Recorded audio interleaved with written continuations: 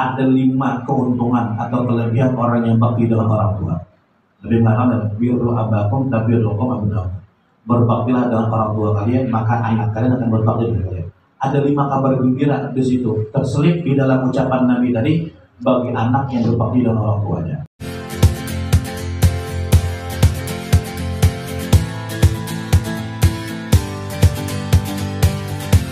Maka Sayyidina Abdullah bin Abbas beliau mengatakan dari hadis Nabi ini ada 5 keuntungan atau kelebihan orang yang bakti dengan orang tua. Lebih mengatakan birru abakum tabirrukum abnakum. Berbaktilah dengan orang tua kalian, maka anak kalian akan berbakti dengan kalian. Ada 5 kabar gembira di situ terselip di dalam ucapan Nabi tadi bagi anak yang berbakti dengan orang tuanya. Yang pertama apa? Dia akan panjang umur. Anak yang bakti dengan orang tua akan panjang umur. Kenapa? Karena Nabi katakan dia bakal punya anak. Panjang umur. Yang kedua, dia bakal menikah. Kan gitu. Istilahnya orang ada mati ujang gitu. Ada pasangannya, ada jodohnya gitu. Karena dia akan punya anak. Dia akan punya anak. Itu kabar gembira yang kedua, dia akan menikah.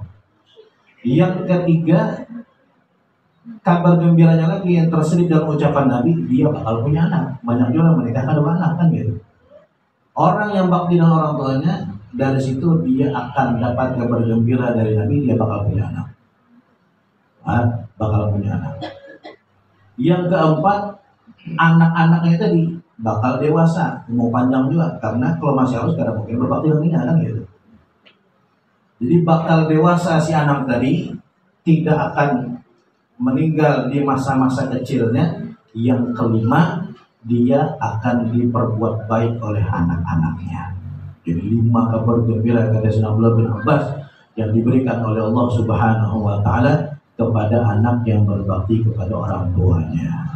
Itu keutamaan kelebihan luar biasa. Yang namanya amal berupa bakti dengan orang tua, itu salah satu amal yang sangat dicintai oleh Allah Subhanahu wa taala. Bahkan berapa banyak ayat di dalam Al-Qur'an yang Allah jadikan, Allah barengkan antara menuhankan Allah, menauhidkan Allah dengan berbuat baik kepada kedua orang tua. Ini termasuk amal yang di dunia sudah dia akan lihat hasil baiknya. Kesuksesan akan menghampiri dia, kebaikan hidup, kemudian keberkahan hidup akan senantiasa dia rasakan selama hidupnya, karenanya ada doa yang bagus terus dari orang tuanya. Makanya kata tadi birru abakum tabirrukum abnakum. Berbaktilah kepada orang tua kalian, anak kalian akan berbakti kepada kalian. Itu kuncinya itu. Bagaimana kita ini diperlakukan anak kita, kayak dulu kita perlakukan orang tua kita. Jadi ketika kita nih sakit hati dengan anak kita, jangan serta-merta anak ini salah. Kita dulu dengan orang tua kita kayak apa? Rancaknya kita juga ada kan gitu. Itu yang kita khawatirkan nih. Kadang-kadang namanya anak lah manusia pasti ada ada sangkal dengan orang tua, pasti ada. Kadang cocok hal dalam satu hal apa, marah. Tapi na'udzubillah kemudian dengan gara-gara tadinya tidak menegur orang tuanya, kemudian mungkin menjauhi atau mungkin malah menyakiti dan segala macam. Hati-hati, kamu bakal punya anak nanti dirasakan Allah. Jadi rasanya kan ya, rasanya orang tua kan merasakan itu. Na'udzubillah amin. Na'udzubillah amin. Jadi di dunia dibalas sudah oleh Allah. Baik dan buruknya kita dalam orang tua kita di dunia sudah dibalas. Yang terakhir di penghujung hadisnya Nabi mengatakan, "Ifu nisaakum birru abakum tabirrukum abnaukum wa ifu ta'ifan nisaukum." Dan jagalah kehormatan perempuan orang lain, niscaya Allah akan jaga kehormatan perempuan kalian.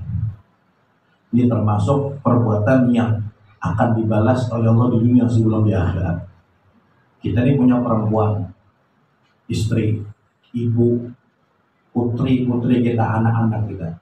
Tentunya kita pengen nih anak-anak kita, saudari kita, mama kita, istri kita, kehormatannya terjaga kan gitu.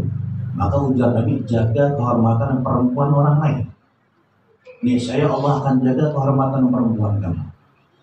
Tapi bila kamu merusak kehormatan perempuan orang lain, putrinya kah, orang tua mamanya kah misalnya, atau saudari orang lain, maka perempuanmu juga akan hancur kehormatannya, akan rusak kehormatannya. Jadi jangan coba-coba merusak kehormatan orang lain. Man zana zuni, kata Nabi, barang siapa yang berzina akan dizinahi juga.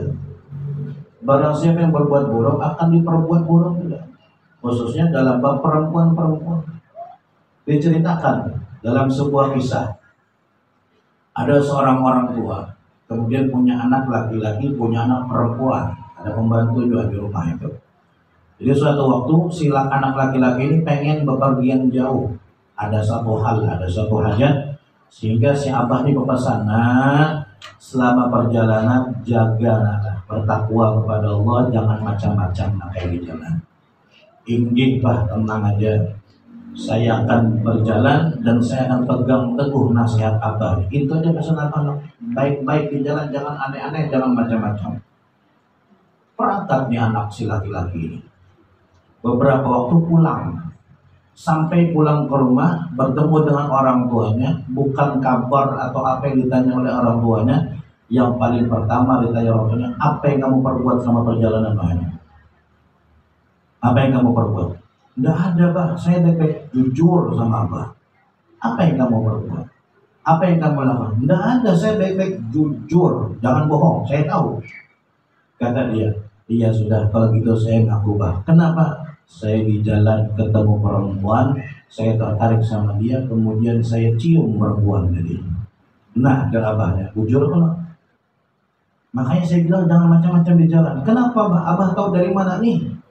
Saudari kamu perempuan dicium sama tukang kebun gitu. Itu balasan dari Allah Subhanahu wa taala.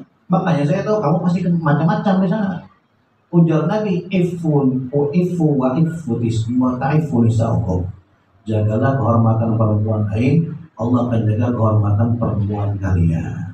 Itu dibalas Allah segera sebelum di akhir, sebelum ya. Mudah-mudahan tutupnya kita di sini kita baca doa untuk orang tua kita, dianggap sebagai bentuk bakti kita kepada orang tua kita, maka insya Allah anak-anak kita pun akan bakti dengan kita semua.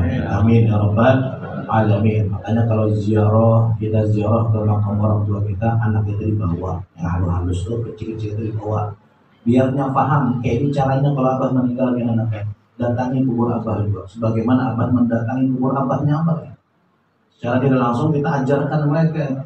Jadi jangan ditinggal, bawa anak ini, nah nih, ya, walaupun ada ngerti ya, kita aja yang membaca, tapi yang lihat, oh abahku sering begini, ayahku sering seperti, maka berarti nanti di saat saya dewasa abah meninggal di kubur, maka ini juga yang harus saya lakukan. Ada tuh anak kuitannya meninggal kubur, tidak pernah ziarah, ada sama sekali. Sampai kan ingat mana kubur mama yang mana lah, kada tahu, mana kubur abah kada tahu.